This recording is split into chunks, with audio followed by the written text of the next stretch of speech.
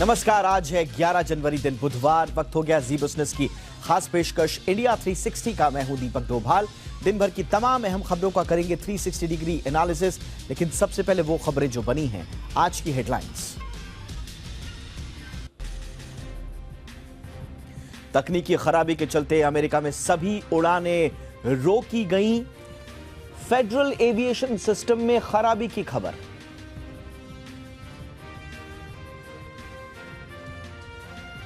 जम्मू कश्मीर के दौरे पर जा सकते हैं गृह मंत्री और रक्षा मंत्री। 13 जनवरी को गृह मंत्री शाह और 26 जनवरी को रक्षा मंत्री राजनाथ सिंह का जम्मू कश्मीर दौरा मुमकिन।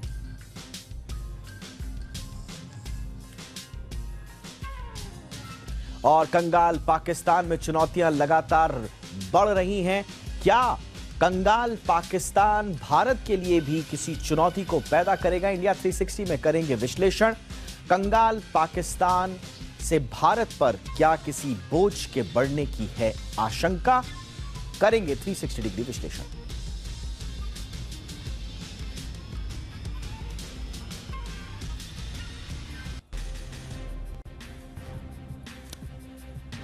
जम्मू कश्मीर के दौरे पर जा सकते हैं गृह मंत्री और रक्षा मंत्री। 13 जनवरी को गृह मंत्री शाह और 26 जनवरी को रक्षा मंत्री राजनाथ सिंह का जम्मू कश्मीर दौरा मुमकिन।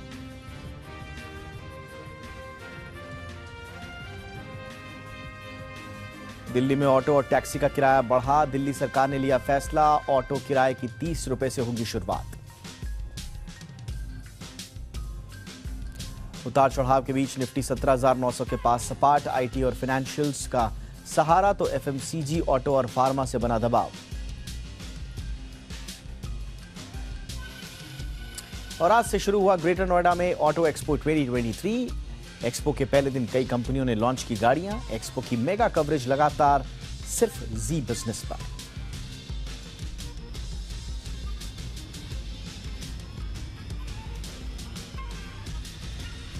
तो दिन भर की हेडलाइंस के बाद अब जरा देख लेते हैं सुबह से लेकर शाम तक कौन सी खबरें सुर्खियों में छाई रही। क्या हुआ आज दिन भर, देखते हैं टॉप न्यूज में। तो आज पीएम नरेंद्र मोदी ने मध्य प्रदेश में ग्लोबल इन्वेस्टर समिट की शुरुआत कर दी है। 2 दिवसीय ग्लोबल इन्वेस्टर समिट इंदौर में हो रहा है। पीएम मोदी ने वीडियो कॉन्फ्रेंसिंग के जरिए समिट का उद्घाटन किया। इस दौरान पीएम ने कहा कि मध्य प्रदेश में ग्लोबल इन्वेस्टर समिट ऐसे समय में हो रहा है जब भारत अमृतकाल में प्रवेश कर चुका है। पीएम ने कहा कि विकसित भारत के निर्माण में मध्य प्रदेश की भूमिका बहुत महत्वपूर्ण है। पीएम ने कहा कि कृषि से लेकर शिक्षा और बाकी सभी क्षेत्रों में एमपी अजब है, गजब है और सजग भी है। कांग्रेस की भारत जोड़ो यात्रा आज पंजाब के फतेहगढ़ पहुंची। राहुल गांधी ने फतेहगढ़ साहिब में जाकर माथा टेका। इस दौरान उन्होंने बीजेपी और संघ पर निशाना भी साधा। राहुल गांधी ने कहा कि बीजेपी देश के असली मुद्दों पर बात नहीं कर रही है। साथ ही राहुल ने भारत जोड़ो यात्रा पर भी बयान दिया। उन्होंने कहा कि यह यात्रा भाषण देने के लिए नहीं है, बल्कि भारत की जनता की बात सुनने के लिए। बिहार में जातिगत जनगणना का मसला अब सुप्रीम कोर्ट पहुंच गया है। सुप्रीम कोर्ट राज्य में जनगणना के खिलाफ याचिका पर तत्काल सुनवाई के लिए सहमत हो गया है। सुप्रीम कोर्ट ने कहा है कि इस मामले की सुनवाई 13 जनवरी को होगी। राज्य में जातिगत जनगणना करने के लिए बिहार सरकार की 6 जनवरी की अधिसूचना को रद्द करने की मांग करते हुए सुप्रीम कोर्ट में याचिका दायर की गई है। याचिकाकर्ता ने कहा है कि बिहार सरकार का फैसला अवैध, मनमाना, तर्कहीन, असंवैधानिक और कानून के अधिकार के बिना है।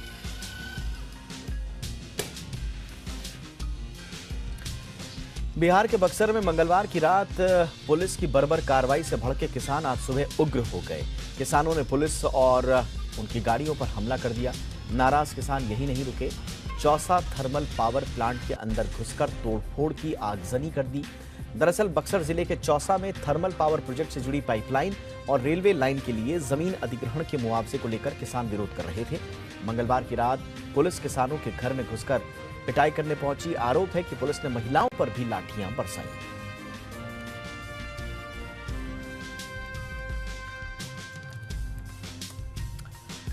केंद्र सरकार ने हज यात्रा में वीआईपी कल्चर को खत्म कर दिया है। हज यात्रा के लिए वीआईपी कोटे की आरक्षित सीटों को खत्म कर दिया गया है। अभी तक राष्ट्रपति, प्रधानमंत्री, उपराष्ट्रपति, अल्पसंख्यक मंत्री के साथ साथ हज कमेटी के लिए कोटा आवंटित रहता था। वीआईपी कोटा खत्म होने के बाद अब सभी हज यात्री आम यात्रियों की तरह ही शामिल होंगे। किसी के लिए कोई रिजर्वेशन नहीं रहेगा। इस बीच भारत से हज यात्रा पर जाने वाले लोगों के लिए सऊदी अरब से एक खुशखबरी भी आई है। सऊदी अरब ने भारत के यात्रियों का कोटा 1,75,000 से बढ़ाकर 2 लाख कर दिया है।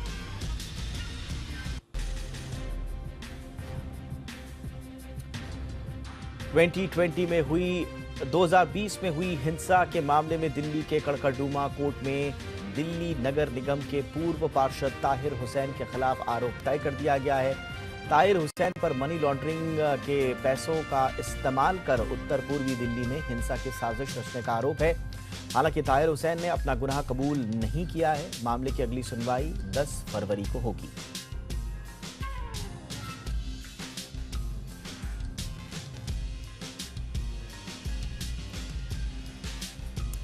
और आइए शुरू करते हैं आज की हमारी कवर स्टोरी।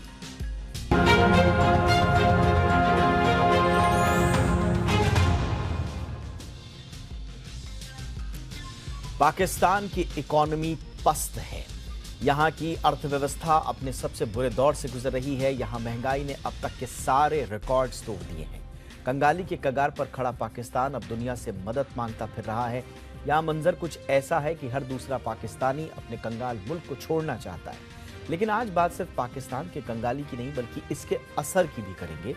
जब भी भारत के किसी पड़ोसी देश में इस तरह की कोई क्राइसिस आती है तो स्वाभाविक रूप से हमारे लिए चिंताएं भी बढ़ जाती हैं। भारत पर उसका असर पड़ता ही है। सबसे पहले आपको बताते हैं कि पाकिस्तान की इकोनॉमी के हालात क्या हैं। पाकिस्तान दरअसल दिवालिया होने के कगार पर खड़ा है। पाकिस्तान का विदेशी मुद्रा भंडार 9 साल के सबसे निचले स्तर पर पहुंच चुका है। पाकिस्तान के पास अब $5.5 अरब का विदेशी मुद्रा भंडार ही बचा है, जो इसके सिर्फ 1 महीने के आयात का खर्च उठा सकता है। करंट अकाउंट घाटे को कम करने के लिए पाकिस्तान को $26 अरब की जरूरत है। सरकार ने सभी मॉल्स और मार्केट्स को रात के 8:30 बजे तक बंद करने का निर्देश जारी किया है। इस आदेश के जरिए पाकिस्तान सरकार एनर्जी बिल में 62 अरब पाकिस्तानी रुपए बचाने की जुगत में लगी हुई है। सरकारी कार्यालयों में बिजली की खपत को 30% कम करने के लिए कहा गया है।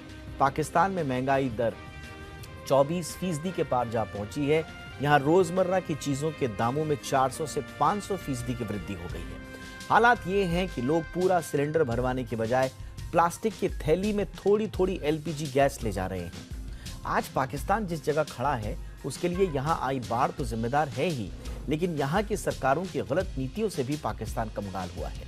लेकिन अब सवाल यह उठता है कि पाकिस्तान की कंगाली का भारत पर क्या असर हो सकता है। स्वाभाविक रूप से हमारे साथ जिस तरह के पाकिस्तान के ताल्लुकात हैं उससे भारत में जश्न मनाने का तो ये मौका नहीं है, लेकिन वहां जो कंगाली आई है उसके असर क्योंकि भारत पर भी होंगे और वो ज्यादातर प्रतिकूल ही होंगे, इसलिए हमें और सतर्क रहने की आवश्यकता है। देखिए, भारत पर इसका क्या असर होगा, इस सवाल का जवाब जानने के लिए हमें दोनों देशों के बीच को रिश्तों को जो व्यापारिक और सामरिक नजरिया है उसको समझना पड़ेगा। देखिए, Indian council for research on international economic relations का कहना है कि पाकिस्तान के पस्त होने का मतलब ये है कि चीन यहां अपना दबदबा बढ़ाएगा और वो पाकिस्तान की आड़ लेकर भारत के खिलाफ रणनीति और पुख्ता करेगा। पाकिस्तान में चीन की धाक बढ़ना इसलिए भी तय माना जा रहा है क्योंकि पाकिस्तान के पूरे कर्ज में 30% कर्जा और हिस्सेदारी जो है वो चीन की है। चीन का पाक पर प्रभाव बढ़ने का मतलब साफ साफ ये है कि इससे भारत के लिए सीमा पर ही नहीं बल्कि दक्षिण एशिया में भी कई तरह की चुनौतियां खड़ी हो सकती हैं। पाकिस्तान में जिस तेजी से महंगाई बढ़ रही है उसे देखते हुए भारत में अवैध घुसपैठ बढ़ने की आशंका है। वहां पर अगर किसी तरह का अनरेस्ट होता है, वहां पर अगर लॉ एंड ऑर्डर की सिचुएशन खराब होती है तो भारत के लिए तो वो और बड़ी चिंता का सबब है। कारोबारी फ्रंट पर देखें तो भारत पाकिस्तान को कच्चे खनिज, मेडिकल और सर्जिकल उपकरण की सप्लाई करता है। ऐसे में पाकिस्तान की कंगाली का असर हमारे कुछ एक्सपोर्ट्स पर भी मिलेगा। बहुत ज्यादा तो नहीं है पर हाँ मिलेगा। पाकिस्तान में कई भारतीय कंपनियों का कारोबार भी है, इसमें टाटा, जिंदल ग्रुप भी शामिल हैं। पाकिस्तान में कारोबार के लिहाज से भारतीय ब्रांड्स को न सिर्फ नुकसान उठाना पड़ सकता है बल्कि सैकड़ों ऐसी भारतीय कंपनियों के लिए भी संकट खड़ा हो सकता है जिसमें पाकिस्तानियों की हिस्सेदारी है। तो पाकिस्तान का ये जो संकट आया है इसके लिए पाकिस्तान की अंदरूनी नीतियां और वहां के अंदरूनी हालात स्वाभाविक रूप से जिम्मेदार हैं, लेकिन भारत के लिए भी एक सतर्क होने का मौका इस वक्त ये है। इस पर ज्यादा बातचीत के लिए हम जुड़ चुके हैं इस वक्त ORF के distinguished fellow Manoj Joshi sir के साथ। मनोज सर, बहुत बहुत स्वागत है आपका। सर, ऑलमोस्ट सर पाकिस्तान एक फेल्ड स्टेट की कगार पर आकर खड़ा हो चुका है। लेकिन जैसा मैंने अपने ओपनिंग रिमार्क में कहा, स्वाभाविक रूप से ये जश्न मनाने का विषय तो किसी के लिए भी नहीं हो सकता, न पाकिस्तान के लिए और न भारत के लिए। क्या चुनौतियां भारत के लिए खड़ी हो रही हैं पाकिस्तान की इस स्थिति के मद्देनजर सर? देखिए, ये हमारा पहला पड़ोसी नहीं है। आप शायद भूल गए हैं कि कुछ महीने पहले श्रीलंका के भी ये हालत थी और भारत को वहां पे मदद देनी पड़ी। मदद अभी भी दे रहा है भारत। तो हमारे पड़ोस में ये स्थिति जो है कोई नई बात नहीं है और हो सकता है कल म्यांमार में हो जाए। तो ये जरूर पाकिस्तान, क्योंकि पाकिस्तान के साथ हमारे जो रिश्ते हैं उनमें कुछ खासियत है, कुछ ऐतिहासिक विचित्रता है। पर सवाल यह है कि पाकिस्तान, कोई भी पड़ोसी के घर में अगर आग लग जाए तो अपने घर को जरा देखना होता है कि किस तरह से बचाव किया जाए, और इसी बचाव के बारे में जरूर सरकार सोच रही होगी। सर, अब सर थोड़ा सा अगर किस किस तरह के थ्रेट्स आ सकते हैं। देखिए, एक क्लासिक जो डेफिनेशन है पाकिस्तान के क्राइसिस की, वो तो है सबसे पहले कि अगर वहां पर अनरेस्ट होता है तो स्वाभाविक रूप से जो वहां पर नॉन स्टेट एक्टर्स हैं उनके हाथ में पावर का आना, इसकी एक आशंका रहती है। वहां पर जो लॉ एंड ऑर्डर की सिचुएशन है उसका आना, और फिर जो हमारी सरहद के आसपास जो घुसपैठ की दिक्कतें हैं, आतंकवाद की समस्या है, उसका बढ़ना एक स्वाभाविक है। ये क्लासिक डेफिनेशन है। लेकिन इसके अलावा आपने बिल्कुल सही कहा, पूरे एरिया के लिहाज से अगर हम देखें तो किस तरह की चुनौतियां के लिए हमें तैयार रहना होगा? देखिए, एक तो यह है कि पाकिस्तानी स्टेट जो है, अगर वो छितर-बितर हो जाए, वो बड़ा खतरनाक है। उसकी वजह यह है कि पाकिस्तान एक न्यूक्लियर वेपन स्टेट है, उसके हाथ में एटमी हथियार है, और एटमी हथियार एक ऐसी चीज है जिससे कि सब कुछ तहस नहस हो सकता है। और पाकिस्तान के सोच में अगर ये आए कि ये सब कुछ भारत की वजह से हुआ है, ये भारत ने जो है ये समस्या हमारे सामने खड़ी करी है, उसके दिमाग, क्योंकि जब दिमाग बिखर जाता है, जब इंसान की हालत खराब होती है, तो उसके दिमाग में कई उल्टे सीधे जो है विचार आते हैं। बिल्कुल। तो ऐसी स्थिति में जो न्यूक्लियर मसला है, मैं समझता हूं वो बहुत गंभीर है, क्योंकि कल अगर पाकिस्तान का ब्रेकअप हो जाए तो क्या पंजाब के हाथ में न्यूक्लियर वेपन्स आएंगे? छितर-बितर हो जाए, क्या आतंकवादियों के हाथ में न्यूक्लियर वेपन्स आएंगे?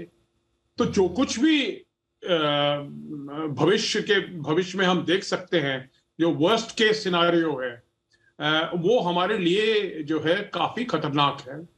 बिल्कुल, आपने सही कहा कि इस तरह की सिचुएशंस में जो सही निर्णय लेने की क्षमता होती है वो खत्म हो जाती है, और पाकिस्तान में तो एक बहुत बड़ा तबका है जिसका एंटी इंडिया सेंटिमेंट है, और उसको एक हवा मिल सकती है। स्वाभाविक रूप से वो हमें थोड़ा सा देखना पड़ेगा। लेकिन इस बीच इस तरह की अनप्रेसिडेंटेड सिचुएशंस में सर कुछ अनप्रेसिडेंटेड कोलैबोरेशंस भी बनते हैं, इंटरनेशनल पॉलिटिक्स में कहा जाता है। अगर पाकिस्तान के लिए कोई मदद के लिए आगे आता है तो हमारे लिए वो सिचुएशन क्या होगी? स्वाभाविक रूप से चीन के साथ जो संबंध हैं वो पहले से ठीक ठाक ही रहे हैं। अमेरिका बीच में कुछ अगर मसलों को छोड़ दिया जाए, चीन की ओर देख भी रहा है पाकिस्तान कि हमारा कर्जा जो है 30% वहीं का है, तो कुछ रियायत वहां से मिले। एक चीन के नजरिए से सर किस तरह का रहेगा हमारे लिए चुनौती? और दूसरा ये भी कहा जा रहा है बार बार सऊदी की तरफ भी देखता है पाकिस्तान, हालांकि इस बार बहुत ज्यादा हवा दी हो सऊदी ने ऐसा नजर नहीं आता। लेकिन अगर इस तरह का कोई संकट मोचक पाकिस्तान का उभर कर सामने आता है तो भारत के लिए वो किस तरह से चुनौती होगा सर? देखिए, अगर चीन आता है तो हमारे लिए कोई नई बात नहीं है। सन 63 से चीन पाकिस्तान में आया है पाकिस्तान के साथ कश्मीर पे समझौता किया है। सन 65 की लड़ाई, सन 71 की लड़ाई, दोनों युद्धों में चीन ने पाकिस्तान का साथ दिया है। 65 में थोड़ा ज्यादा था, 71 में थोड़ा कम था। 80 के दशक में चीन ने पाकिस्तान की जो परमाणु शक्ति है, जो एटॉमिक कैपेबिलिटी है, उसको बहुत सपोर्ट किया। आज मैं ये कहूंगा साफ साफ कि पाकिस्तान की जो एटॉमिक कैपेबिलिटी है वो चीन की कैपेबिलिटी है, चीन ने दी है। चीन ने उसको ये जो परमाणु मटेरियल होते हैं, परमाणु बॉम्ब का डिजाइन दिया। 1990 में परमाणु बम उनका टेस्ट किया, 1990 में, मतलब समझ लीजिए कि बाकी टेस्ट तो 98 में हुए थे। तो ऐसी स्थिति में और क्या ज्यादा हो सकता है? मतलब चीन अगर हावी भी हो भी गया, इससे ज्यादा क्या करेगा? पहले ही सब कुछ बिगाड़ चुका है। पाकिस्तान को परमाणु क्षमता देने से उसने भारत के लिए सब कुछ जितना बिगाड़ना था बिगाड़ चुका है। बिल्कुल सर। एक अभी मैं पढ़ रहा था, अभी यूनाइटेड स्टेट की तरफ से भी एक एश्योरेंस आई है पाकिस्तान के लिए कि हम कंटिन्यू करेंगे इस्लामाबाद को स्ट्रेंथन करने के जो उनके एफर्ट्स हैं, जो फ्लड्स आए हैं उसके बाद, और जो रीबिल्ड वहाँ की जो इकोनॉमी को करना है। तो एक यूएस का सपोर्ट भी उनके साथ है। लेकिन एक बड़ा विचित्र सा लगता है इस पर बातचीत करना कि क्या भारत के लिए भी, हालांकि पाकिस्तान ने कभी भी भारत को यह आश्वस्त नहीं किया कि भारत उसकी तरफ थोड़ा हमदर्दी की नजर से देखे या उसकी मदद के लिए कुछ करे, लेकिन क्या कोई विंडो है सर कि हम मदद कर पाए? क्या कोई ऐसी सूरत बन सकती है क्या? देखिए, ये हमारे इंटरेस्ट में है। अगर एक एटॉमिक हथियार से लैस मुल्क हमारे पड़ोस में उस कंगाल हो रहा है, उसका दिवालिया निकल रहा है, तो ये हमारे इंटरेस्ट में है कि किसी तरह से ये चीज नहीं होनी चाहिए।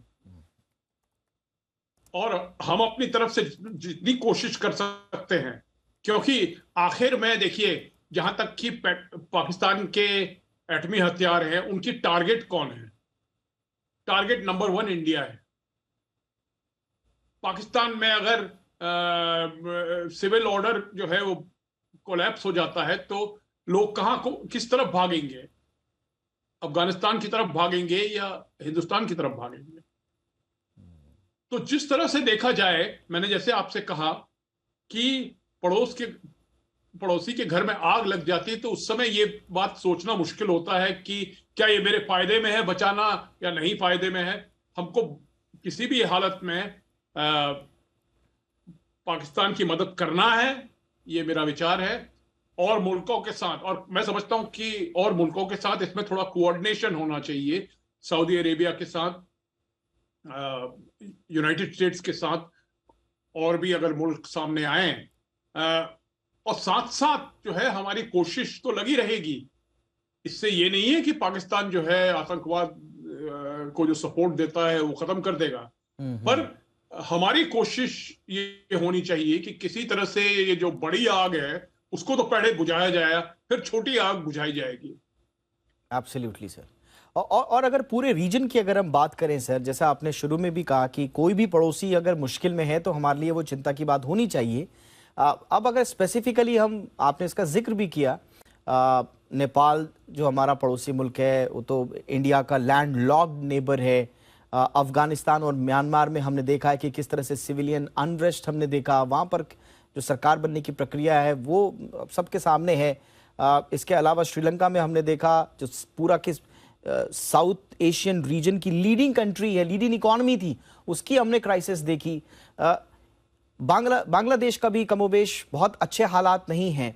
तो ये इस वक्त हमें खुद को मजबूत रखना, किस तरह की हमारी फॉरेन पॉलिसी या हमारी नेबरहुड फॉरेन पॉलिसी क्या होनी चाहिए सर इमीडिएटली? देखिए, नेबरहुड पॉलिसी हमारे लिए सबसे ज्यादा महत्वपूर्ण है, किसी हालत में, जब तक हम इस स्थिति में ना हो कि अपने नेबरहुड को जो है अपने साथ रखें, तब तक हम किसी किस्म की विश्व शक्ति या रीजनल पावर नहीं बन सकते हैं। तो नेबरहुड को तो हमने अपने साथ रखना ही, गले लगाना है। किस तरह करें, क्या कूटनीति से करें या इकोनॉमिक डोमिनेशन से करें या किस तरह करें, पर हमारे लिए जो मकसद है वो यही है कि हमको अपने इन जो हमारे पड़ोस के देश हैं इनको अपने करीब रखना है, हमारे साथ रखना है, साथ साथ हम लोग साथ चलेंगे। क्योंकि एक भी मुल्क अगर जो है वो भारत विरोधी स्टांस अपनाता है तो उसमें हमारे लिए बहुत बड़ी समस्या सामने आती है। और दूसरी बात यह है कि हम अगर ये घमंड करते हैं कि हम किसी किस्म के रीजनल पावर हैं या हम ग्लोबल पावर हैं, विश्व शक्ति हैं, विश्व गुरु हैं, तो अगर हमारा पड़ोसी ही जो है हमारे खिलाफ है तो हमारे लिए मैं समझता हूं कि ये एक बहुत बड़ी चुनौती है। Absolutely sir. और ये भारत के लिए जो पड़ोसी देशों का इकोनॉमिक मेल्टडाउन है या जो वहाँ की जो डिटोरिएटिंग सोशल कंडीशंस हैं, चाहे श्रीलंका, नेपाल, अफगानिस्तान, म्यांमार, और अगर आप थोड़ा इन तीनों को एक साथ रखें, श्रीलंका, नेपाल और पाकिस्तान को, तो यहाँ पर तो फॉरेन एक्सचेंज का प्रॉब्लम है, फॉरेन एक्सचेंज रिजर्व का प्रॉब्लम है, इकोनॉमिक क्राइसिस है, बैलेंस ऑफ पेमेंट का क्राइसिस है इन तीनों मुल्कों में। और अफगानिस्तान और म्यांमार को अगर आप देख लीजिए तो यहाँ पर जैसा हमने कहा कि ह्यूमैनिटेरियन कंडीशंस जो खराब हो रही हैं लगातार, उस पर हमें नज़र बनाना होगा। और जैसा सर ने कहा कि अगर एक पावर के रूप में इंडिया को इमर्ज करना है, जो हमारा सपना भी रहा है, तो उसमें हम पड़ोसियों को नज़रअंदाज बिल्कुल भी नहीं कर सकते। इसलिए जिम्मेदारी इस वक्त भारत की बढ़ जाती है कि वो अपनी एक इनोवेटिव भूमिका में नजर आए। Thank you so much sir, आपने हमारे दर्शकों के लिए वक्त निकाला, बहुत बहुत शुक्रिया सर। चलिए आगे बढ़ते हैं। आज की हमारी दूसरी कवर स्टोरी जुड़ी है आम लोगों के साथ, जो नए नए फ्रॉड्स हो रहे हैं उनके बारे में। हमारी दूसरी कवर स्टोरी है फ्रॉड कैसे कैसे एटीएम से अचानक गायब हो जा रहे हैं पैसे। ये हमारा आज का टॉपिक। देखिए, फ्रॉड के नए नए तरीकों से जी बिजनेस लगातार आपको जागरूक करता रहा है, और आज हम आपको एटीएम से जुड़े एक ऐसे फ्रॉड के बारे में जागरूक कर रहे हैं जिसमें आप एटीएम से पैसे विड्रॉ तो करते हो लेकिन वो आपके हाथ में नहीं आते। कैसे एक लकड़ी के पट्टे की मदद से पूरे फ्रॉड को अंजाम दिया जा रहा है, समझिए इस एटीएम फ्रॉड की पूरी मॉडस ऑपरेंडी।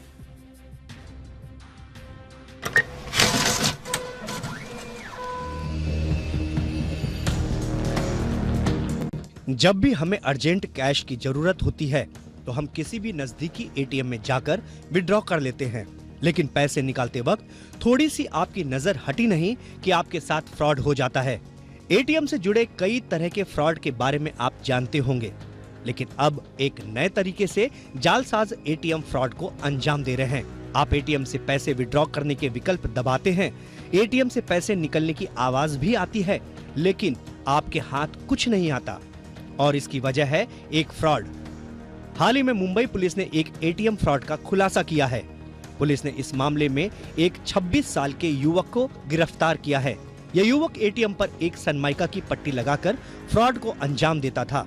इस फ्रॉड का मॉडस ऑपरेंडी देखें तो जालसाज एटीएम मशीन में ग्लू वाली सनमाइका की पट्टी लगाता है और फिर किसी के पैसे विड्रॉ करने के फिराक में एटीएम के आसपास खड़ा हो जाता है।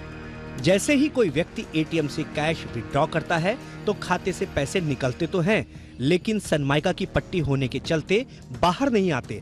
ग्राहक को कैश विड्रॉ होने का मैसेज भी आ जाता है। व्यक्ति ये सोचकर वहां से निकल जाता है कि एटीएम मशीन में कोई तकनीकी खराबी है, लेकिन ऐसा होता नहीं। व्यक्ति के एटीएम से जाते ही तुरंत ठग अंदर जाता है और पट्टी हटाकर पैसे निकाल लेता है। पुलिस को आशंका है कि आरोपी ने कई एटीएम्स पर इस तरह की ठगी को अंजाम दिया होगा। पुलिस ने बैंकों को चिट्ठी लिखी है। चिट्ठी में इस तरह के मामले की जानकारी देने को कहा है। इसके साथ ही एटीएम सुरक्षा और ग्राहकों के हित में कदम उठाने को कहा है। साथ ही पुलिस ने अपील की है कि अगर किसी व्यक्ति के साथ ऐसा कोई फ्रॉड हुआ हो तो वो सामने आकर अपना बयान दर्ज कराए। एसबीआई के एटीएम को वहाँ पे इंफॉर्मेशन दिया है, लेटर दिया है, और जिन जिन लोगों को इस तरह के इसने ठगा है उनको पुलिस स्टेशन में आके अपना बयान दर्ज करने के लिए बुलाया, कंप्लेंट देने के लिए बोला है। एटीएम पर इस तरह के कई फ्रॉड होते रहते हैं और अगर आप इन फ्रॉड से बचना चाहते हैं तो आपको कुछ बातों का ध्यान हमेशा रखना चाहिए। आपको हमेशा एटीएम मशीन से नकदी निकासी करते समय मशीन में कार्ड डालने के स्थान की जांच कर लेनी चाहिए। ठग इस जगह पर क्लोनिंग डिवाइस लगा देते हैं और व्यक्ति के एटीएम कार्ड को स्कैन कर लेते हैं। आपको अपना पिन नंबर दर्ज करने से पहले कीपैड चेक कर लेना चाहिए ताकि कहीं वहां कोई गुप्त कैमरा, चिप वगैरह तो नहीं है। इसके साथ ही आपको अपना पिन दर्ज करते समय उंगलियों को कैमरे की नजर से बचाकर रखना चाहिए या दूसरे हाथ से कीपैड को कवर कर लेना चाहिए। आपको मैग्नेटिक कार्ड के स्थान पर EMV चिप आधारित कार्ड का उपयोग करना चाहिए। इससे अगर कार्ड स्कैन या क्लोन होगा तो इनक्रिप्टेड सूचना प्राप्त होगी, क्योंकि EMV कार्ड्स में माइक्रोचिप्स होती है। जहां तक संभव हो वहां तक सार्वजनिक स्थानों पर स्थित एटीएम का उपयोग करना चाहिए। अपने कार्ड में निकासी की लिमिट तय करके रखें, जिससे क्लोनिंग या फ्रॉड होने पर एक सीमित मात्रा में ही पैसा निकल पाए। सौरभ पांडे, जी मीडिया।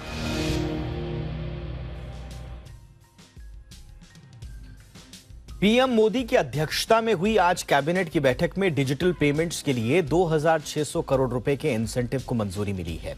इसके तहत 2000 रुपए से कम के ट्रांजैक्शन को फ्री रखने के लिए सरकार 2600 करोड़ रुपए खर्च करेगी। ये इंसेंटिव P2M यानी कि पर्सन टू मर्चेंट बेसिस पर दी जाएगी। कैबिनेट मंत्री भूपेंद्र यादव ने फैसले के बारे में बताया कि इसके तहत MSMEs, किसानों, मजदूरों और उद्योगों को भीम UPI से किए जाने वाले पेमेंट्स पर कुछ छूट मिलेगी। साथ ही कैबिनेट ने 3 नए सहकारी समितियों के गठन को भी मंजूरी दे दी है। NRIs जल्द ही अपने विदेशी नंबरों के साथ भी UPI का इस्तेमाल कर सकेंगे। हालांकि UPI से केवल उनके नॉन रेजिडेंट वाले बैंक खाते ही जोड़े जा सकेंगे। UPI को तैयार करने वाली संस्था NPCI ने इसके लिए सभी पेमेंट इंटरफेस वाली संस्थाओं को से तैयारी करने को कहा है। सभी को यह तैयारी 30 अप्रैल तक कर लेनी होगी। इसके लिए बैंकों को एंटी मनी लॉन्ड्रिंग, फेमा और combating of financing of terrorism के नियमों का पालन करना जरूरी होगा। शुरुआत में 10 देशों के NRIs को यह छूट होगी कि वो अपने विदेशी मोबाइल नंबर्स को बैंक खाते से जोड़ सकें। इन 10 देशों में America, UK, Singapore, Hong Kong, Australia, Canada, Oman, Qatar, UAE और सऊदी अरब समेत अन्य शामिल हैं। UPI प्लेटफॉर्म का इस्तेमाल कर सुविधा देने वाली कंपनियों और NRI ग्राहकों की तरफ से इसकी मांग उठ रही थी। अब तक NRIs को अपने NRE या NRO अकाउंट को UPI से जोड़ने की छूट थी, लेकिन उसके लिए भारतीय नंबर होने की शर्त थी, जिससे अक्सर परेशानी होती थी। जोशीमठ इस समय बड़े संकट का सामना कर रहा है। भूधंसाव से लगातार घरों में दरारें बढ़ रही हैं और ये दरारें निरंतर बढ़ रही हैं। इस बीच जोशीमठ में प्रशासन के साथ स्थानीय लोगों की मुआवजे को लेकर चल रही बैठक में बात नहीं बन पाई। प्रशासन की ओर से प्रभावित परिवारों को 1.5 लाख रुपए मुआवजा दिए जाने की बात कही गई, लेकिन प्रभावितों ने इससे इनकार कर दिया है। इस बीच केंद्रीय भवन अनुसंधान संस्थान ने जोशीमठ के डूबते उत्तराखंड के इस शहर से विस्थापित लोगों के पुनर्वास के लिए एक आपदा प्रतिरोधी मॉडल शहर विकसित करने का प्रस्ताव दिया है। वहीं मुख्यमंत्री पुष्कर सिंह धामी भी लगातार प्रभावित लोगों से मुलाकात करने के बाद आपदाग्रस्त क्षेत्रों का जायजा ले रहे हैं। सीएम धामी आज जोशीमठ में रात्रि प्रवास करेंगे। वहीं जोशीमठ के स्थानीय लोगों ने प्रशासन से नया जोशीमठ बसाने की मांग की है। इस पर सीएम के सचिव मीनाक्षी सुंदरम ने बयान भी दिया है। उन्होंने कहा है कि अगर सही जमीन मिली तो इस मांग पर विचार किया जाएगा। वहीं आज जोशीमठ के लोगों की जिलाधिकारी के साथ मुलाकात का कोई नतीजा नहीं निकल पाया। अब तक कुल 723 भवन असुरक्षित पाए गए हैं। तो ऐसे बड़े कदम जिससे यहाँ के लोगों को राहत दिलाई जा सके, जिनके मकानों में दरार आ रही है, जिनके मकानों में दरार आ रही है, एक इंटरिम रिलीफ के रूप में 1.5 लाख पर परिवार का तो आज जीवो इश्यू हो गया है और ये बहुत जल्दी डिस्ट्रीब्यूट भी हो जाएगा। और कुछ लोगों का जो विश ये है कि हम एक नया जोशीमठ बनाएं और वहाँ पर उनको बना करके दे दे। और कुछ लोगों का इंटरेस्ट ये है कि सरकार जो है उनको कैश कॉम्पनसेशन दे दे। क्या नया जोशीमठ बनाने पर भी विचार हो सकता है? उसके लिए जगह चाहिए। जगह कुछ लोगों ने एक गांव का जगह सजेस्ट किया है, वो कि जो कि गांव वालों की अपनी ज़मीन है, उसको एक्वायर भी करना पड़ेगा। ये एक बड़ा प्रोजेक्ट बनेगा और उस पर टाइम लगेगा, इसीलिए हम लोग इंटरिम मेजर पे भी काम कर रहे हैं। एशिया का सबसे बड़ा ऑटो एक्सपो आज से नोएडा में शुरू हो गया है। एक से बढ़कर एक नए और इनोवेटिव कॉन्सेप्ट्स और गाड़ियां देखने को यहां मिल रही हैं। हाइब्रिड और ईवी गाड़ियों को लेकर लोगों में क्रेज ज्यादा है। कंपनियां भी इसे समझ रही हैं और वो भी ज्यादातर इनोवेशन फ्यूचर ऑटोमोटिव में कर रही हैं।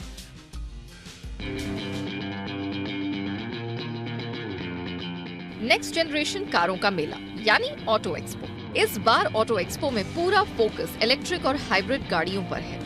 यही वजह है कि इस बार ऑटो एक्सपो की theme explore the world of future mobility रखी गई है। यानी अब सभी ऑटो कंपनियों का फोकस भविष्य की गाड़ियों पर है। सही मायने में आने वाले दिनों में सीएनजी, बायो सीएनजी, एथेनॉल और इलेक्ट्रिक गाड़ियों का ही बोलबाला रहने वाला है। इस बार के ऑटो एक्सपो में मारुति सुजुकी से लेकर टाटा मोटर्स, किया, एमजी हेक्टर, ह्युंडई, टोयोटा और जेबीएम सहित कई बड़े ब्रांड्स अपने नए मॉडलों को पेश करने वाले हैं। खासकर मारुति, ह्युंडई और एमजी की नेक्स्ट जनरेशन कारों को लेकर लोगों में खासा बज़ है। सबसे पहली electric SUV concept Maruti EVX को पेश किया है। लंबे समय से लोगों में इसका इंतजार था। दमदार डिजाइन वाली मारुति EVX की लंबाई 4.25 मीटर से थोड़ा अधिक है। एक बार फुल चार्ज करने पर इसमें 550 किलोमीटर की रेंज मिलती है। 60 किलोवाट बैटरी पैक से लैस ये कार 2025 तक बाजार में लॉन्च होगी। ऑटो एक्सपो में ह्युंडई की EV आयोनिक 5 को लेकर भी लोगों में खासा आकर्षण है। कंपनी का दावा है कि इस कार की बैटरी महज 18 मिनट में 80% तक चार्ज हो जाएगी, जो करीब 631 किलोमीटर की ड्राइविंग रेंज देगी। स्पीड की बात करें तो ये महज 7.5 सेकंड में 0 से 100 किलोमीटर पर आर की स्पीड पकड़ने में सक्षम होगी। इसकी सीट बेहद आरामदायक है और ये सस्टेनेबल मटेरियल से बनी है। 163 इंच ग्राउंड क्लियरेंस वाली इस कार की कीमत 45 लाख रुपए के करीब है। इस कार में आपको 12.25 इंच का HD touch screen display, wireless phone charging, head up display और सनरूफ की सुविधा होगी। वहीं एमजी मोटर्स ने ऑटो शो में अपनी प्रीमियम कार हेक्टर का फेसलिफ्ट पेश किया। इस मॉडल में कंपनी ने 11 नए फीचर्स देने की बात कही है। इसमें 11 इंच का टच स्क्रीन, इंफोटेनमेंट सिस्टम दिया गया है। कंपनी ने 5 और 7 सीटर मॉडल के अलग अलग वेरिएंट की कीमत 15 लाख से लेकर 22 लाख तक तय की। इसके अलावा ऑटो एक्सपो में बिल्ड योर ड्रीम यानी BYD जैसे ब्रांड्स भी अपने वाहनों को पेश कर रहे हैं। दरअसल दुनिया भर की ऑटो कंपनियों का भारत की ओर इसलिए रुझान बढ़ा है क्योंकि निकेई एशिया की एक रिपोर्ट के मुताबिक भारत ने पिछले साल गाड़ियों की बिक्री में जापान को पीछे छोड़ दिया है और दुनिया का तीसरा सबसे बड़ा ऑटो बाजार बन गया है। इस लिस्ट में सबसे ऊपर चीन है, जबकि दूसरे स्थान पर अमेरिका का नंबर आता है। ऐसे में जबकि ईवी का बाजार रफ्तार पकड़ रहा है और पेट्रोल डीजल के नए विकल्पों को लेकर R&D जारी है, आने वाले कुछ सालों में इको फ्रेंडली, तकनीकी रूप से शानदार और दमदार इंजनों के साथ अच्छी माइलेज वाली गाड़ियों का भारत एक नया बाजार बनने जा रहा है। ब्यूरो रिपोर्ट, जी मीडिया। ऑटो एक्सपो में चीन की वाहन निर्माता कंपनी BYD ने अपनी BYD सील सेडान को अनवील किया। इसके साथ ही कंपनी ने पिछले साल लॉन्च की गई BYD एटो 3 कार के स्पेशल एडिशन को भी लॉन्च किया। BYD सील की बात करें तो ये ब्रांड के EV प्लेटफॉर्म 3.0 और अल्ट्रा सेफ ब्लेड बैटरी पर बेस्ड है। ई प्लेटफॉर्म 3.0 में दुनिया का पहला 8-in-1 हाई एफिशिएंसी वाला इलेक्ट्रिक पावर ट्रेन है। और इसके अलावा BYD एटो 3 कार के स्पेशल एडिशन की बात करें तो इस स्पेशल एडिशन को कंपनी ने एक्सक्लूसिव फॉरेस्ट ग्रीन रंग में उतारा है। अब दोनों कारों के बारे में ज्यादा जानकारी लेते हैं हमारे संवाददाता अमरीश पांडे से। ईवी निर्माता BYD ने भारतीय बाजारों में आज एक ऑटो एक्सपो में लॉन्च किया है। ये है BYD की सील। BYD सील अभी तक बाकी जो देश हैं जापान और चाइना वहाँ पर तो है, लेकिन भारत में नहीं है। भारत में इसको आज ऑटो एक्सपो में अनवील किया गया है और जो कंपनी का प्लान है वो ये है कि दिसंबर यानी कि इस साल के अंत के आखिरी क्वार्टर में जो है इसको भारतीय बाजारों में लॉन्च किया जाए। अगर गाड़ी की स्पेसिफिकेशन देखें तो इसकी जो डिज़ाइन आप देख रहे हैं बिल्कुल स्लीक डिज़ाइन है, यानी कि एरोडायनामिकली इस तरह से डिज़ाइन की गई है ताकि जो हवा का प्रभाव है वो कम से कम हो और कम समय में गाड़ी ज़्यादा स्पीड, ज़्यादा तेज़ी से स्पीड पकड़ सके। इसके अलावा जो दूसरी खास बात यह है कि इसकी जो बैटरी है वो चेसिस के साथ लगी हुई है, यानी कि चेसिस के साथ लगने से दो फायदे हैं। पहला तो ये कि गाड़ी में जो अतिरिक्त जगह होती है वो कंज्यूम नहीं होती है। इसके अलावा गाड़ी के पास जो है एक्स्ट्रा पावर हो जाती है ताकि वो और ज़्यादा जो पावर है उसको स्टोर कर सके, कुछ अगर एक्स्ट्रा बैटरीज लगानी पड़े तो वो लगाई जा सकती हैं। इसके साथ साथ जो तीसरी जो सबसे इम्पॉर्टेंट चीज़ इस गाड़ी के साथ है वो ये है कि गाड़ी एक चार्जिंग में लगभग 700 किलोमीटर से ज़्यादा का सफ़र कर सकती है और बैटरी को फुल चार्ज होने में लगते हैं मात्र 50 मिनट, यानी कि 50 मिनट के चार्जिंग में आप 700 से ज़्यादा किलोमीटर की यात्रा कर सकते हैं और गाड़ी का लुत्फ़ आप उठा सकते हैं इसी साल दिसंबर से पहले ही। इस साथ साथ एक और गाड़ी इस ऑटो एक्सपो में लॉन्च की है BYD ने, जो कि ऑटो 3 है। ये गाड़ी ऑलरेडी इनकी मार्केट में है, लेकिन ये एक लिमिटेड एडिशन होगी। इस लिमिटेड एडिशन गाड़ी के पीछे ये तर्क है कि इस गाड़ी को मात्र 1200 की संख्या में कंपनी ने बनाने का प्लान किया है और BYD की जो ऑटो 3 है वो 1200 जो क्लाइंट्स होंगे, 1200 जो ग्राहक होंगे उनको ही दी जाएगी, उससे अधिक नहीं होगी। और ये जो कलर है ये वही कलर होगा। इसके अलावा ये जो क्रोम की फिटिंग तमाम बॉडी के जो इम्पोर्टेंट पार्ट्स हैं उन पे की गई है, वो सब कुछ है। तो कुल मिलाकर ये 2 गाड़ियां ऐसी हैं जो कि आज BYD ने ऑटो एक्सपो में लॉन्च की हैं। पहला तो सील जो कि दिसंबर में यानी कि इस साल के आखिरी क्वार्टर में आएगी और दूसरा ऑटो जो कि अगले कुछ महीनों में भारतीय बाजारों में ग्राहकों के लिए उपलब्ध हो जाएगी। इसका ऑलरेडी एक एडिशन उपलब्ध है, लेकिन ये लिमिटेड एडिशन अगले कुछ महीनों में लोगों के लिए उपलब्ध हो जाएगा। कैमरामैन अनंत के साथ अमरीश पांडे, जी मीडिया। ऑटो एक्सपो में Hyundai ने अपनी ईवी कार आयोनिक 5 लॉन्च की है। आयोनिक 5 की खास बात यह है कि यह महज 18 मिनट में इसकी बैटरी 80% तक चार्ज हो जाती है। और क्या क्या है आयोनिक 5 की खासियत, देखते हैं इस रिपोर्ट में। इंडिया की second largest car company Hyundai motor India ने भारतीय बाजार में आयोनिक 5 अपनी इलेक्ट्रिक व्हीकल लॉन्च कर दी है। अब जो है उन्होंने इसकी प्राइसिंग अनाउंस की है एट 45 लाख रुपीस। ये गाड़ी आप खरीद सकते हैं। क्या खास बात है इस गाड़ी में? मैं पहले बता दूं, एक सिंगल चार्ज में द कंपनी क्लेम्स की ये करीब 481 किलोमीटर्स की रेंज आपको दे सकती है। और अगर आप इसकी सुपर फास्ट चार्जर की बात करें तो 18 मिनट में 80% तक ये चार्ज कर देती है, which is pretty fast and I think एक अच्छा फीचर है। आयोनिक 5 में आपको 350 किलोवाट का फास्ट चार्जर मिलता है, 72.8 kilowatt hour lithium ion battery pack मिलता है, जो कंपनी का कहना है बहुत ही सेफ और स्टेबल बनाता है इस गाड़ी को और आपको एक बढ़िया रेंज भी देता है। ओवरऑल लुक्स की बात करें तो काफ़ी स्लीक एंड नीट डिज़ाइन है। The language is very simple, subtle and very graceful, I would say, in the way it looks, it appears. So इस बात का खास ध्यान रखा गया है कि एक इलेक्ट्रिक गाड़ी है और ये काफ़ी एफिशिएंट है in terms of its overall performance. हम अगर देखें तो 12.3 इंच का यहाँ पर आपको स्क्रीन दिया गया है एंड अंदर से गाड़ी की design language again very subtle, subdued and understated है, which makes it pretty decent overall as a option to look at. But अगर Hyundai का कमिटमेंट देखें इंडियन मार्केट की तरफ, उन्होंने कोना लॉन्च की थी और अब आयोनिक 5 जो कि ग्लोबली बहुत बढ़िया परफॉर्मेंस कर चुकी है और इसका अब इंडिया में लॉन्च हो गया है। मैं आपको ये बता दूं कि इंट्रोडक्टरी प्राइस है 45 lakh rupees for the first 500 customers, company का कहना है। सो we'll see how the reception will be, but clearly एक बहुत ही important car in the electric vehicle space in India from Hyundai. देश की अब तक की सबसे बड़ी नदी यात्रा के लिए गंगा विलास क्रूज वाराणसी पहुंच चुका है। पीएम मोदी 13 जनवरी को वर्चुअली हरी झंडी दिखाकर वाराणसी से असम के डिब्रूगढ़ के लिए इसे रवाना करेंगे। गंगा विलास क्रूज पर 5 स्टार होटल वाली सारी सुविधाएं मौजूद हैं। देखिए इस रिपोर्ट को।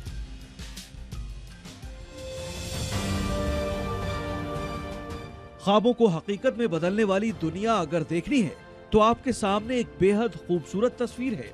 यह है दुनिया का सबसे लंबा रिवर क्रूज। लग्जरी सुविधाओं वाला ये क्रूज अब वाराणसी की शान में 4 चांद लगा रहा है। देश की अब तक की सबसे बड़ी नदी यात्रा के लिए गंगा विलास क्रूज वाराणसी पहुंच चुका है। इस दौरान ये 3200 किलोमीटर से अधिक की यात्रा का लंबा सफर तय करेगा। पीएम मोदी 13 जनवरी को वर्चुअली हरी झंडी दिखाकर वाराणसी से असम के डिब्रूगढ़ के लिए इसे रवाना करेंगे। 51 दिनों तक ये क्रूज 3200 किलोमीटर की यात्रा में स्विस नागरिकों को काशी से असम के डिब्रूगढ़ तक यात्रा कराएगा। ये सफर भारत और बांग्लादेश के 27 रिवर सिस्टम से गुजरेगा। ये यात्रा ऐतिहासिक विरासत से जुड़े 50 से अधिक जगहों पर रुकेगी, जिसमें सुंदरबन डेल्टा और काजीरंगा नेशनल पार्क भी शामिल हैं। 18 सूट्स वाले इस क्रूज में वो सारी लग्जरियस सुख सुविधाएं हैं जो किसी 5 स्टार होटल में मौजूद रहती हैं। गंगा विलास क्रूज की छत को भी बेहद खूबसूरत तरीके से डिजाइन किया गया है। सैलानी यहाँ योग और एक्सरसाइज कर सकते हैं, साथ ही इसमें जिम भी बनाया गया है। क्रूज के सूट में बने बेडरूम से गंगा और किनारे का आनंद लिया जा सकता है। पर्यटक बेडरूम में बैठे बैठे गंगा के सभी 84 तीर्थ घाटों का दर्शन कर सकते हैं। गंगा विलास क्रूज का संचालन रिवर क्रूज सर्विस के जरिए किया जाएगा। क्रूज को अगले 2 साल के लिए स्विस पर्यटकों ने बुक किया है। अलग अलग ट्रैवल स्लॉट के लिए किराया अलग अलग है। गंगा विलास क्रूज के जरिए देश के हस्तशिल्प कारीगरों के प्रोडक्ट को एक नया बाजार देने की भी तैयारी है। जाहिर है बदलते काशी को पीएम मोदी एक और सौगात देने की तैयारी में है। शिवम मिश्रा, वाराणसी, जी मीडिया। अक्सर जब आप लोन लेने जाते हैं तो आपसे कई तरह के कागज मांगे जाते हैं, लेकिन पिरामल फाइनेंस इसके उलट सोचती है। पिरामल फाइनेंस ने एक ऐसी पहल शुरू की है जहां उसका कहना है कि वो लोन कागजों के भरोसे नहीं बल्कि नीयत देखकर देगी। पिरामल फाइनेंस के इस नए लोन कैंपेन को लेकर कंपनी के मैनेजिंग डायरेक्टर जयराम श्रीधरन से खास बातचीत की हमारी सहयोगी एकता सूरी ने। मेरा पहला सवाल आपसे ये होगा कि आपने एक नई कैंपेन लॉन्च की है कि आप कागज नहीं नियत देखते हैं, उसके बारे में बताएं। हम जो बिज़नेस करना चाहते हैं वो ऐसा बिज़नेस है कि छोटे शहरों में टियर 2 टियर 3 मार्केट्स में, जिसको हम भारत मार्केट्स कहते हैं, भारत मार्केट्स में भी जो छोटे कस्टमर हैं जिनको बजट कस्टमर कहते हैं उनके लिए हम प्रोडक्ट्स बनाते हैं, उनको हम सर्व करते हैं। तो चाहे आपको घर खरीदना हो या आपके पास छोटी सी लैंड हो, आप अपना खुद का घर बनाना चाहते हो, आपकी छोटी सी रिक्वायरमेंट है, आप बहुत बड़ा घर नहीं बना रहे हैं, बड़े आलीशान आपकी कोई रिक्वायरमेंट्स नहीं है, या आपका छोटा सा बिजनेस है, आप उसको एक्सपैंड करने की कोशिश कर रहे हैं किसी छोटे शहर में या बड़े शहर के आउटस्कर्ट्स में, ऐसे लोगों को हम सर्व करते हैं। लेकिन इन लोगों में अगर आप देखें तो एक बड़ी परेशानी ये होती है कि इनके पास अपने सैलरी या इनकम को लेकर के या अपने घर मकान या दुकान को लेकर के जो कागज़ होते हैं वो कागज़ थोड़े से वीक होते हैं, उसमें कोई ना कोई कमी इधर उधर रह जाती है। इसकी वजह से जो बड़े बैंक वगैरह में इनको परेशानी आती है और ये वहाँ से लोन नहीं ले पाते हैं। हमारी उम्मीद ये है कि ऐसे कस्टमर को हम सर्व कर पाएंगे और उनके लिए ही हमने स्पेसिफिकली प्रोडक्ट और प्रोसेस बनाए हुए हैं। इसलिए हमने अपना ये कैंपेन लॉन्च किया है जिसका टैगलाइन ये है कि हम कागज़ से ज़्यादा नियत देखते हैं। तो जब आप कागज इतनी नहीं देख रहे हैं, नियत देख रहे हैं, तो इसमें अंडरराइटिंग प्रैक्टिसेस का आप किस तरह से ध्यान रखेंगे? देखिए, पहली बात तो ये कि कागज़ तो जिस हद तक आपके पास कागज़ हैं उस हद तक हम कागज़ देखेंगे। लेकिन मान लीजिए उसमें कोई कमी रह जाती है तो हमें ये जानने की, मान लीजिए आपके सैलरी के इतने स्ट्रॉन्ग कागज़ नहीं हैं, मान लीजिए आप टैक्स नहीं भरते हैं क्योंकि आप उतना नहीं कमाते कि आप टैक्स के ब्रैकेट में आएँ, तो आपके टैक्स के पेपर देख करके मुझे कुछ पता नहीं लग रहा है कि आपको लोन दिया जाना चाहिए या नहीं। तो हम कैसे पता लगाएंगे कि आपकी एक्चुअली सैलरी क्या है?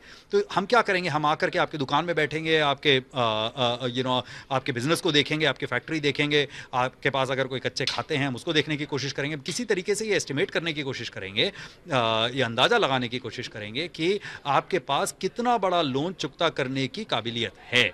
और इसके लिए ये करने में मेहनत लगती है, टाइम लगता है, और इसके लिए हमने काफ़ी इन्वेस्टमेंट किए हुए हैं, हम अपने लोग हायर किए हुए हैं अलग अलग शहरों में।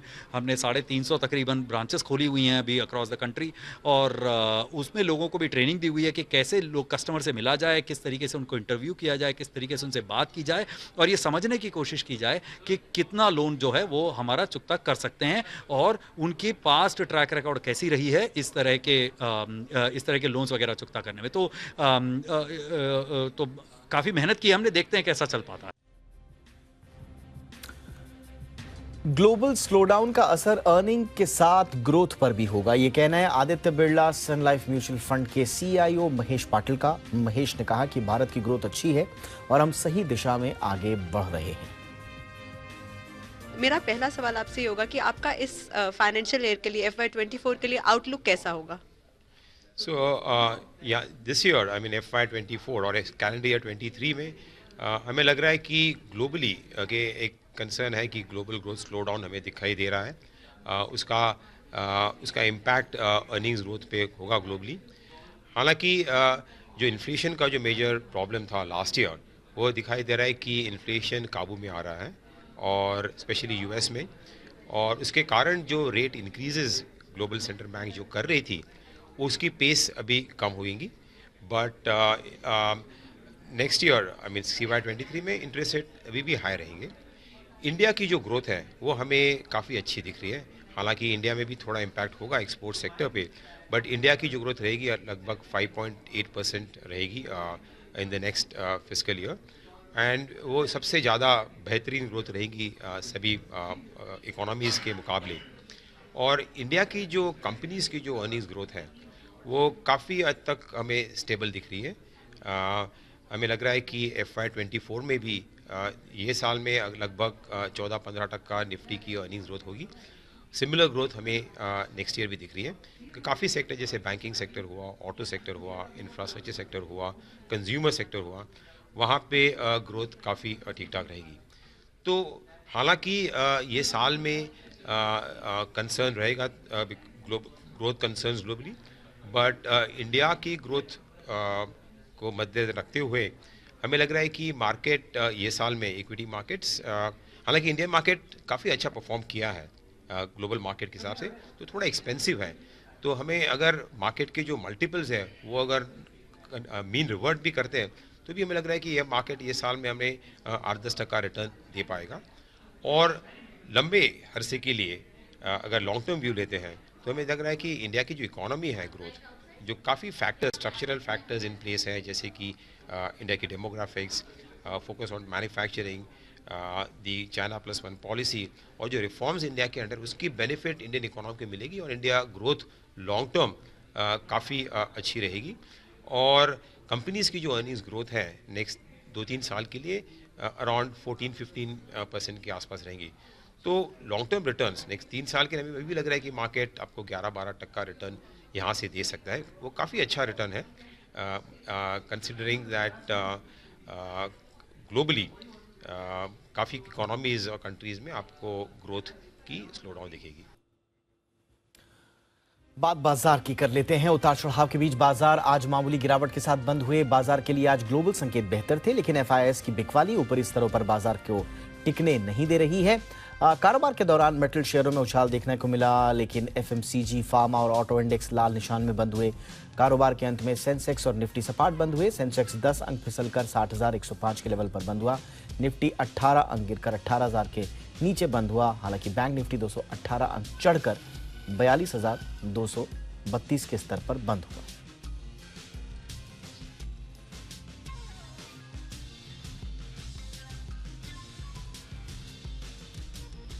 अमेरिका अब एक नई समस्या से जूझ रहा है। देश को अचानक अपनी सभी उड़ानें कैंसिल करनी पड़ी हैं। रिपोर्ट्स के मुताबिक फेडरल एविएशन एडमिनिस्ट्रेशन के कंप्यूटर सिस्टम में गड़बड़ी के कारण पूरे अमेरिका में सभी उड़ानें रद्द कर दी गई हैं। इसके बाद अमेरिका के तमाम एयरपोर्ट्स पर यात्रियों को परेशानी का सामना करना पड़ रहा है। इस बीच अमेरिका FAA ने अपने ताजा बयान में कहा है कि अमेरिका में कुछ एयर सिस्टम फिर से शुरू किए गए हैं।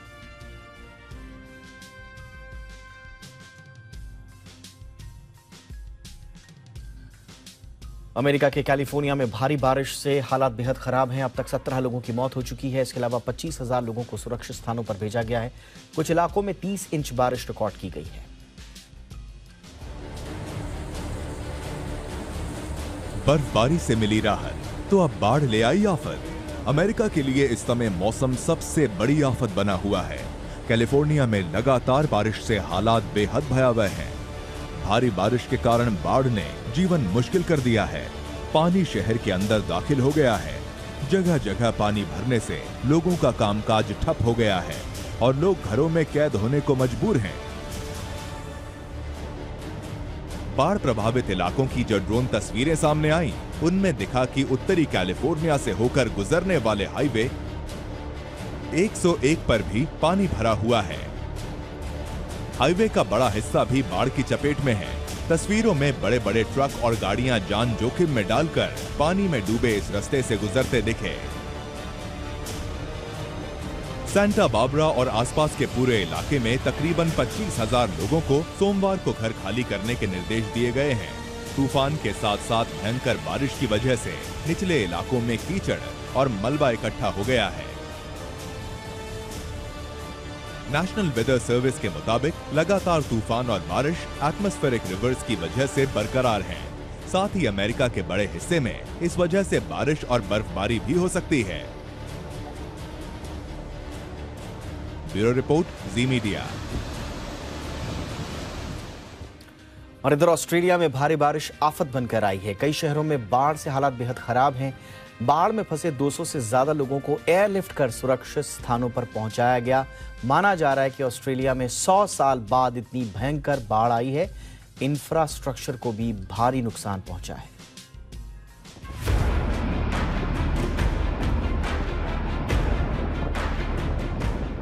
ऑस्ट्रेलिया में बाढ़ ने मचाई तबाही। कहीं डूबे शहर तो कहीं पानी के साथ बही सड़कें। 100 सालों का टूटा रिकॉर्ड। ऑस्ट्रेलिया में इन दिनों बाढ़ बारिश ने जमकर तबाही मचाई है। यहाँ बाढ़ लगातार खतरनाक रूप अख्तियार करती जा रही है। लोगों के घरों में पानी भर गया है, जिसकी वजह से लोग अपना आशियाना छोड़ने पर मजबूर हो गए हैं। हालात लगातार बद से बदतर होते जा रहे हैं। जहां तक नजर जा रही है वहां सिर्फ पानी ही पानी नजर आ रहा है। पानी में फंसे लोगों को लगातार रेस्क्यू किया जा रहा है। बाढ़ ने सबसे ज्यादा तबाही किम्बरली में मचाई है। पूरा इलाका पानी से घिरा नजर आ रहा है। सड़कें पानी में डूब चुकी हैं। किम्बरली का फिट्जरॉय क्रॉसिंग टाउन बाढ़ की वजह से आसपास के इलाकों से कट गया है। यहाँ हेलीकॉप्टर से जरूरी सामान पहुंचाया जा रहा है।